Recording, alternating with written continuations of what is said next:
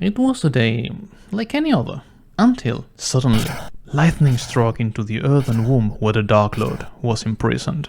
A fraction of a second, not even a breath, but more than enough time for evil to float back into the world and hope out of its citizen.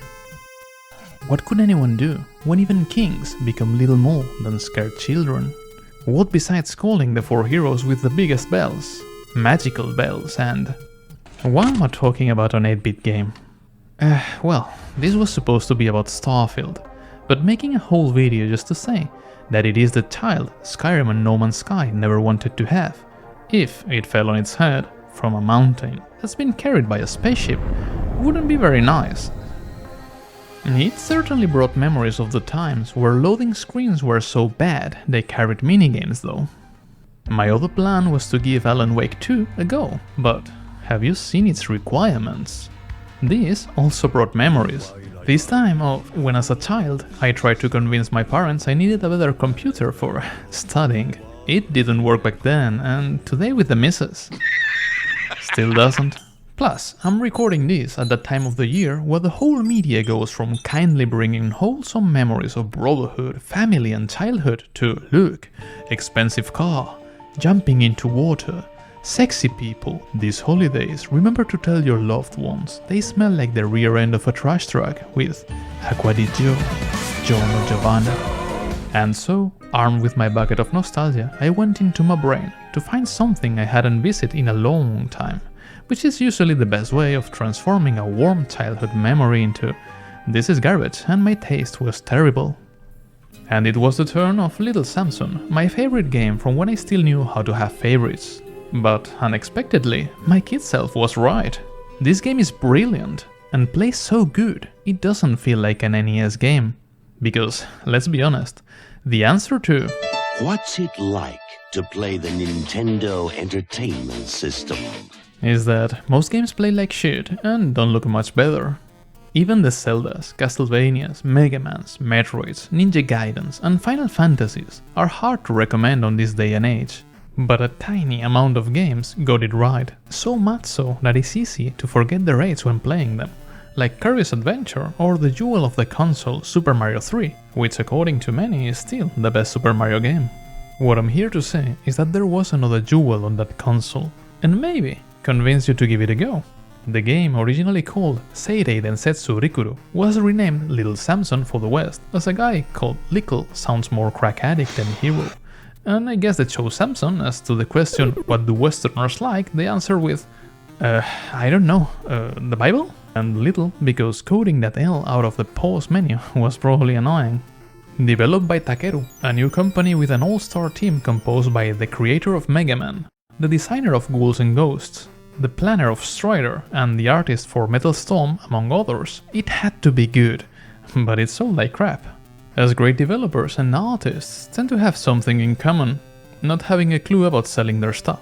So they developed an NES game when the console was basically dead and gave its publishing rights to Taito, which did tiny NES releases at that time, which resulted in close to no marketing and the few copies that existed going directly to that dark corner where they put games for consoles nobody cared about anymore. Like it would happen in the future to other great titles like Vagrant Story or Panzer Dragoon. Back then, a new console basically killed the past ones. Unlike today, where if we buy a PS5 or an Xbox, it is mainly to pretend really hard that playing last generation games with higher resolution makes them more fun. If I remember well, this was the cheapest NES game I ever got, as they were almost throwing them away. Ironic, as nowadays it's only talked about to say how absurdly expensive it has become. Which is bullshit.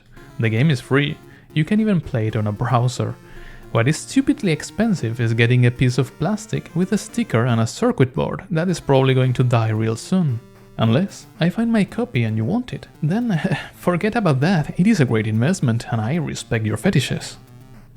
Before, I left the story at the heroes with the big powerful bells being called, so we'll have a first taste of them. The heroes, I mean. All of which have different stats, different attack patterns, and a theme song that kinda shows their personality. Samson is your jack of all trades, master of none. average at everything but able to solve any situation the game can throw at us, while usually being the second best choice. He can crouch, climb, and attacks throwing bells, which actually starts to feel like a weird obsession. Kikida is the princess of the game, but instead of needing saving she was cursed and turned into a sassy dragon that can fly, but not for long, and she doesn't want to talk about why. She also crouches, jumps higher, doesn't sleep on ice, and is the best suited for combat, while having less health than average. Gam is a former thief looking for redemption after stealing a potion from a wizard and following the great advice of, if you don't know what it is, put it in your mouth. So he drank it, turning into a golem. He's the only one able to attack in 4 directions, hitting like a truck and taking hits like a tank. But he moves and jumps as you'd expect for a bunch of rocks.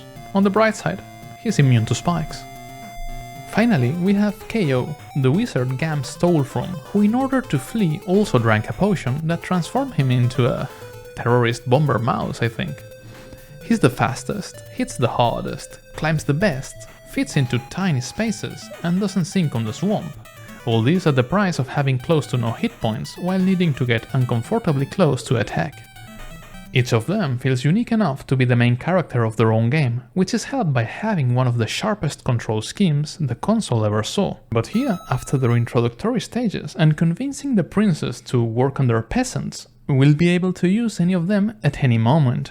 Of the over 20 stages, where combat blends with platforming and any situation can be solved by at least 2 different characters. You'll want to play the game on normal difficulty, as it's the only way to see the real ending, which I discovered on this playthrough as my kid self wasn't yet a masochist, so I didn't understand why the hell would anybody choose making things harder, and always played on easy. This means less hit points, more monsters, and that if any character besides Samson dies, you can reuse them on that level, which can be painful, although this is not a difficult game. About the graphical aspect, well, you have eyes. The game is a testament of how much style matters. I remember how playing it back then made 99% of the NES library look like a Tinder date once you remove the photo filters and see them in person. 4 great sprites moving on spectacular backgrounds full of enemies that are extremely unique, when most games were more than happy throwing just generic bats and spiders at us. Just look at this chunky boy turning tiny or this asshole throwing lightning at you. On an era where dragons looked like this, Little Samson showed this instead. When death looked like a rag, they dropped this. Such level of artistry was so absurd on the console that most 8-bit inspired games of today don't look as good to avoid feeling fake. Story-wise, well, it's an NES game, so basically go, save the world. Storytelling was mostly reading the manual on your way home from the shop, and with that it had enough to catch my imagination, and I always wondered if we'd see more of that world of curses and magic, where every character seemed to have personal stories to solve. The sound aspect is also quite good, and it made me wonder if I'm an idiot for playing games till the end screen before making a video about them, after seeing so many people say it only has 4 songs. It has almost 5 times that, but it's true that for most of the game we'll hear the hero's themes, while other songs will play on different circumstances, like when we get smacked with this eerie music while facing some bosses, or as the whole soundtrack changes on the final stages. The beauty of it being that the songs are actually long, and not tiny loops like it was common back then. And the effects are pretty decent too, very NES. Hell, give it a go if you have a couple free hours. This is the game that with better marketing could have become another of the big Nintendo sagas. Just avoid killing the first boss with a mouse or you'll skip the first 6 levels though.